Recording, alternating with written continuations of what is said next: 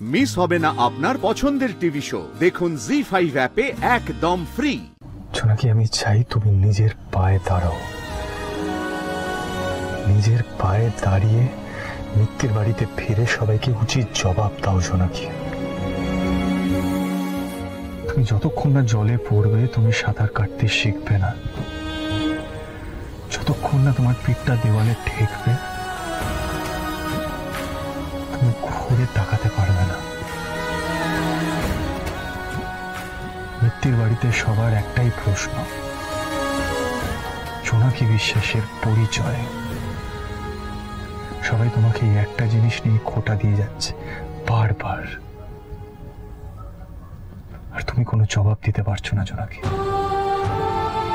এই ধ্রুব মিত্তির তোমাকে নিজের পায়ে দাঁড়াতে সাহায্য করবে, কিন্তু সামনে থেকে নয়, পিছন থেকে।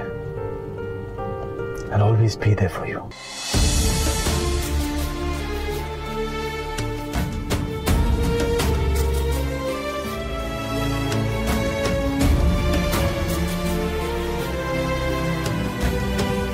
জানতাম জোনাকি এখানেই আসবে, কিন্তু মায়ের সাথে দেখা করার পরও কি করবে, কোথায় যাবে? নীলু আঙ্কেলকে কোনোভাবে ওকে হেল্প করবে? মেয়েটা যতক্ষণ না একটা শেল্টার পাচ্ছে আমি কিভাবে শান্তি পাই? আমি রিল্যাক্স থাকতে পারবো না এইভাবে।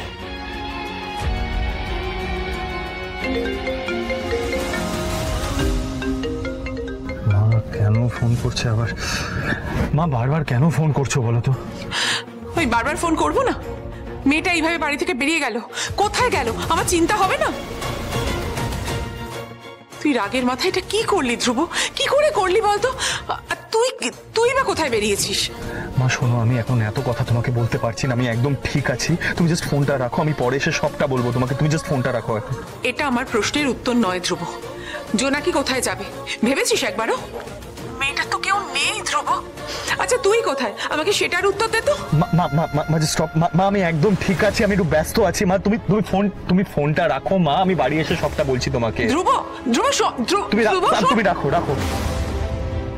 আমি ভেবেছিলাম ধ্রুব একটু অন্যরকম ছেলে, অ্যাটলিস্ট ওর বাবার মতো নয়, কিন্তু কাকা, তুমি জুনিয়র মিত্তির বাবুকে ভুল বুঝছো গো। উনি মিথ্যেকে ঘেন্না করেন, এই কথাটা উনি আমাকে আগে বলেছিলেন। ইচ্ছে হোক বা অনিচ্ছে হোক, আমি তো ওনাকে মিথ্যে কথা বলেছি বলো, আমি তো ওনাকে ঠকাতে বাধ্য হয়েছি।